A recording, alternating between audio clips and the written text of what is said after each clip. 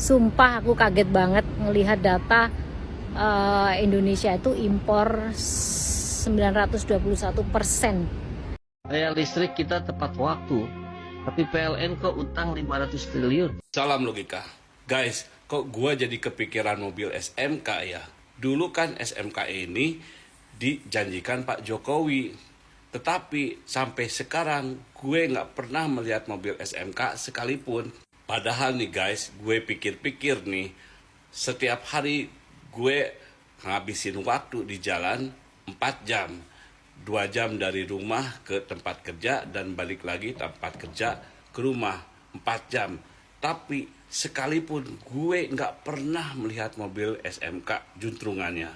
Ternyata setelah dipikir-pikir kembali, SMK itu bukan mobil, tetapi hasil pemilu 2024 SMK, selera Mahkamah Konstitusi.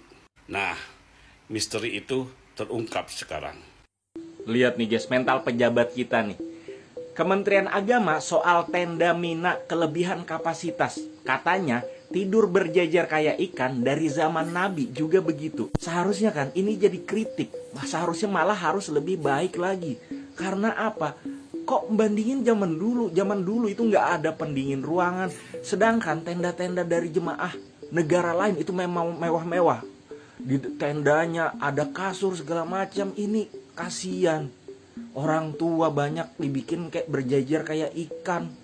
Aduh, malu guys. Sumpah bayar mahal-mahal tapi tidurnya kayak ikan. Gimana kalau kita orang tua kita lihat seandainya tidur kayak gini, kan nggak rela. Ini konyol banget nih pejabat kita. Heran dah. Bukannya berbenah malah kayak pembelaan bau-bau zaman Nabi. Tipikal penjual agama tuh kayak gini guys.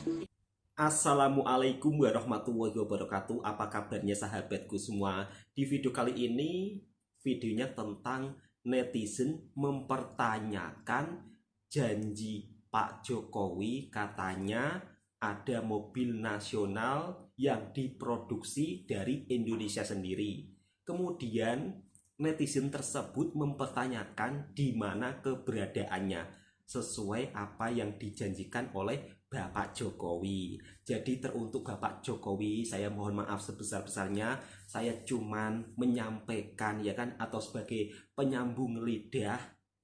Pak Jokowi pada tahun kemarin kan, pada waktu tahun kemarin kan janji katanya Indonesia akan mengeluarkan mobil produksi buatan anak negeri. Tapi sampai sekarang netizen menunggu dan menunggu hingga sampai saat ini belum terlihat produksi mobil buatan anak negeri sendiri. Tapi teruntuk para netizen yang mempertanyakan seperti itu, jangan khawatir dan tak perlu risau, karena sebentar lagi bukan mobil SMK tapi langsung mobil terbang. Nah, luar biasa kan? Makanya jangan ragu. Meskipun mobil SMK tidak ada, yang pasti nanti di IKN bakal ada mobil terbang sesuai apa yang dijanjikan dan sesuai apa yang direview oleh para konten kreator sebelah. Ya mudah-mudahan ada mobil terbang. Betul ya kan? Bukan hanya janji-janji saja ya kan? Karena untuk mobil SMK ini agaknya sudah nampak tidak ada ya mobilnya. Kalau dari segi pandangan saya, tak tahu kalau mobilnya disembunyikan kemana. Kemudian teruntuk para Bapak Menteri, mohon maaf sebesar-besarnya kalau Bapak Menteri dikritik oleh warga, ya harusnya mendengarkan kritikan tersebut ya kan. Soal kemarin jamaah haji dari Indonesia mendapat ya fasilitas kurang nyaman. Tolonglah kalau dikritik itu harus didengarkan, jangan suka membandingkan gitu loh. Kebiasaan nih Bapak-bapak Menteri bila dikritik oleh warganya sendiri membandingkan dengan yang lain. Jangan seperti itu Bapak Menteri ya kan. Apalagi Bapak Menteri ini kan orang yang pintar, harusnya bisa memberikan jawaban yang bijak. Kira-kira seperti itu. Lalu ada berita yang viral lagi teman-teman. Beritanya tentang pengangkatan Menteri Pertanian. bicara soal Menteri Pertanian, sebenarnya Menteri Pertanian ini punya tugas berat untuk negara kita. Karena Menteri Pertanian merupakan salah satu menteri yang terpaling penting di negara kita. Majunya sebuah bangsa, majunya sebuah negara karena satu, bahan pangan harus stabil. Jangan sampai petani kita tidak bisa berkembang dan tidak bisa maju dari negara tetangga lainnya. Kita sudah tertinggal jauh dari Thailand. Kemudian kita juga sudah tertinggal jauh dari Vietnam. Soal pertanian durian kita juga tertinggal jauh dari Malaysia. Lantas kapan kita berbenah? Kapan kita menjadi sebuah negara yang maju? Tugas berat menanti Menteri Pertanian baru yang ada di negara kita. Mudah-mudahan Bapak Menteri Pertanian yang ada di Indonesia bisa membawa perubahan. Dan teruntuk para pegawai-pegawai dinas pertanian yang ada di Indonesia, di setiap desa ada kantor pertanian. Harapan saya, kalian para pejabat dinas pertanian, tolonglah berinteraksi dengan petani-petani sekitarnya. Jangan hanya duduk di kantor tanpa melihat permasalahan yang terjadi di lapangan, tanpa berinteraksi dengan petani-petani kecil yang ada di desa tersebut. Hal ini sangat disayangkan. Jangan digaji setiap bulan tapi tidak melakukan kerja keras. Ini namanya bisa saja disebut kerjanya menipu atau membohongi rakyat. Karena Anda itu digaji oleh rakyat. Ya mohon maaf ya Bapak Menteri, ini sebuah kritikan dan mohon maaf buat para bapak pejabat dinas pertanian. Ini kritikan, tolong kalau bekerja itu ya cobalah bekerja keras sedikit gitu loh. Tanya warga sekitar keluarnya apa, bagaimana hasil panennya gitu loh. Jadi jangan asyik duduk di kantor ngopi, jam balik-balik, tiap bulan gajian. Jangan seperti itu, kok enak banget ya, tanpa memikirkan problem pertanian. Ini yang sulit untuk maju negara kita kalau pejabatnya seperti ini. Tapi saya yakin bahwa tidak ada pejabat Indonesia yang seperti itu. Pejabat Indonesia rajin-rajin, saya yakin ya kan. Dan para pejabat dinas pertanian yang ada di Indonesia nggak seperti itu kok. Itu cuma bayangan saya saja, kira-kira seperti itu. Oke, langsung kita reaction video berikutnya. Menteri Pertanian baru yang baru diangkat tapi sudah mendapat kritikan netizen. Wah, ada apa lagi ini netizen?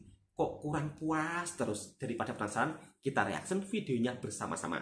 Kenapa sih nepotisme di negeri Konoha ini benar-benar dilestarikan? Kemarin keponakannya Jokowi jadi manajer Pertamina. Terus sekarang ex-asisten Prabowo, ini keponakannya Prabowo dilantik jadi wakil menteri pertanian. Sebenarnya dia backgroundnya apa? Bidangnya apa? Apa karena ada bantuan kekerabatan keluarga biar sekeluarga ini jadi pejabat semua?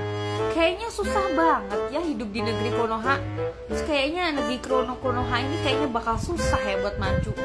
Udah nepotisme, korupsi, oligarki, semua dilestarikan, semua dipajekin, harga-harga makin mahal karena banyak import gitu kan. Terus loker pekerjaan berbasis umur. Terus dari sistem pemerintahannya sendiri tuh bikin peraturan yang menyulitkan warganya tapi mempermudah keluarganya gitu. Dan orang-orang yang menempati jabatan menteri ini rata-rata emang nggak kompatibel gitu di bidangnya. Jadi negara ini majunya bakal susah gitu loh. Ya dari presidennya sendiri emang udah amburadul. Tapi seamburadul-amburadulnya presidennya ini kok masih banyak banget ya orang yang percaya gitu loh. Terus mengagung-agungkan gitu. Padahal hasil kerjanya dia sendiri tuh nggak ada gitu loh. Kok bisa gitu? Sumpah aku kaget banget ngelihat data Indonesia itu impor 921% beras gitu ya. Kemudian kita juga masih impor bawang, terus kita itu pengimpor terbesar gula. Aku nggak habis pikir deh, lah tanah kita itu begitu luas banget, pertanian dan sebagainya itu dipakai untuk apa ya? Kalaupun ternyata ada persoalan dengan pupuk, misalnya, ini kan teknologi orang-orang pinter tuh juga banyak gitu. Masa sih mereka nggak bisa menyelesaikan persoalan bangsa ini hubungannya dengan pangan gitu? Nah kalau udah seperti ini, impor ini. Saya tahu ada persoalan impor bukan hanya karena kita kekurangan bahan, tapi pertanyaan besarnya adalah mengapa tanah sebesar ini, bumi seluas di Indonesia ini, kok ya masih kita belum bisa mencukupi pangan kita sendiri gitu. Berarti kan ada hal yang nggak optimal, ya nggak? Yang pertama kemungkinan yang nggak optimal adalah kebijakan tentang pupuk kita. Yang kedua yang nggak optimal adalah persoalan pengolahan lahan.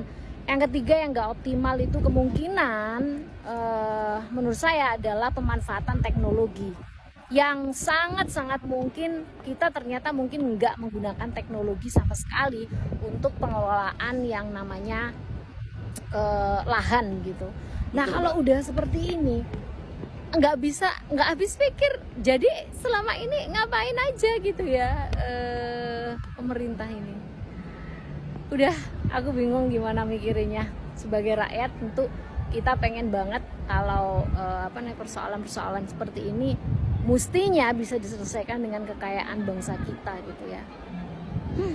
Daya listrik kita tepat waktu, tapi PLN kok utang 500 triliun. Kok jadi ngeri banget ya? Karena kan bener juga sih Bapak itu bilang, kereta bayar cash, transportasi semua bayar cash, apalagi beli sembako bayar cash, beli gas bayar cash, listrik juga meskipun aku nggak bayar cash tapi non tunai tetap aja bayar kan. Jadi artinya rakyat tuh nggak ngutang loh ke negara itu, semuanya tuh bayar gitu. Apalagi aku sering naik pesawat ya, Garuda, tiketnya mahal dan sebagainya, ya iya bener bayar cash atau setidaknya kita tidak ngutang.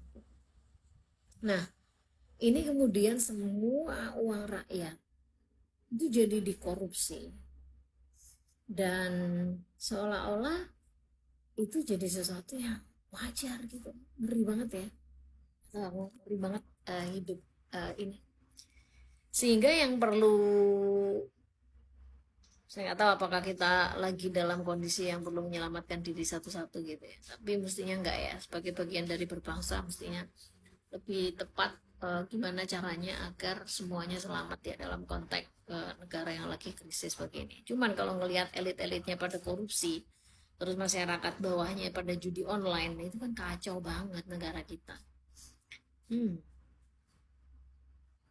Tetap aku mendukung upaya bagaimana pemberantasan korupsi.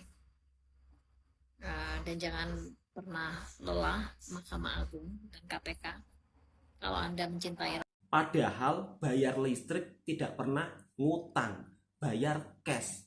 Kok ujung-ujungnya rugi dan rugi? Bagaimana mau maju kalau negara kita pejabatnya masih ada yang suka korupsi? Terus kemudian rakyatnya juga asik terjerat judi online. Ini sebabnya negara kita sulit menjadi sebuah negara yang maju. Mudah-mudahan untuk para orang-orang yang saat ini masih terjerat oleh judi online, tinggalkan, jangan sampai berjudi, karena judi itu tidak menjanjikan kekayaan. Hal ini memang terbilang sangat miris ya, di mana negara kita adalah negara yang mayoritas agamanya adalah Islam, sedangkan di Islam dilarang berjudi. Namun di sisi lain kita menjadi negara pemain judi online yang terbesar di dunia. Ngeri nggak? Ya ngeri lah. Ini sangat memalukan negara kita tercinta. Stop untuk berjudi buat sahabatku yang tercinta. Kalau dari segi pandangan saya, kenapa di negara tercinta kita pertaniannya bobrok, pertaniannya tidak maju, apalagi teknologi pertanian di negara kita memang perlu diakui tertinggal jauh dari negara Asia Tenggara lainnya. Thailand, Vietnam, Malaysia, semuanya sudah luar biasa. Tapi di negara kita hasil panennya tidak bisa kita banggakan. Sebenarnya bukan salah di petaninya, namun di sisi lain kadang-kadang program-program dari pemerintahnya tidak berpihak pada petani-petani yang ada di desa-desa. Tentang cuaca iklim, terus kemudian kerusakan alam yang dibiarkan begitu saja tanpa ada perbaruan penghijauan. Hal ini memang sangat miris ketika kita melihat negara tercinta kita. Di kampung saya dulunya udaranya sejuk, tapi sekarang kerusakan alam merajalela. Banyak tambang-tambang, dan di situ pun saya juga curiga apakah tambang itu resmi atau ilegal. Setelah selesai ditambang, tidak ada penghijauan kembali. Bahkan gunung-gunung yang dulu menghijau kini menjadi pemandangan yang sangat suram. Cuman kita bisa menyaksikan reruntuhan bebatuan. Ini sangat miris. Kita cuman bisa menikmati debu-debu yang berterbangan. Harapan saya buat pemerintahan baru yang ada di negara tercinta, mudah-mudahan melakukan evaluasi besar-besaran. Dari Menteri Pertaniannya juga harus melihat kondisi fakta yang terjadi di lapangan. Pupuk mahal, langka pula. Setelah pupuk mahal, hasil panen dijual, harga turun. Bagaimana petani kita mau maju? Ujung-ujungnya petani kecil yang menjerit. Menteri Pertanian yang dulu korupsi dan sekarang dilantik wakil Menteri Pertanian, masih saudaranya ini, masih saudaranya itu. Sebenarnya nggak masalah, tapi di sisi lain kadang-kadang yang dilantik tidak mempunyai bidang di keahlian yang dikerjakan tersebut. Itulah kenapa negara kita sulit maju. Sebagai masyarakat, saya hanya bisa mampu berdoa untuk terbaik bangsa ini.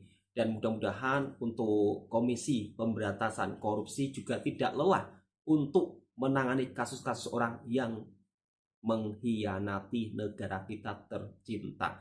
Tidak ada ruang untuk para koruptor. Sehingga negara kita bisa maju kalau bersih daripada orang-orang yang suka korupsi. Oke, cukup sekian. Semoga video ini juga bisa memberikan informasi yang bermanfaat buat sahabatku semua. Kiranya sahabat-sahabatku suka dengan kontennya Bang Toha, silakan tekan tombol merahnya, subscribe, like, dan komen, dan bagikan ke sahabat-sahabat semua. Assalamualaikum warahmatullahi wabarakatuh.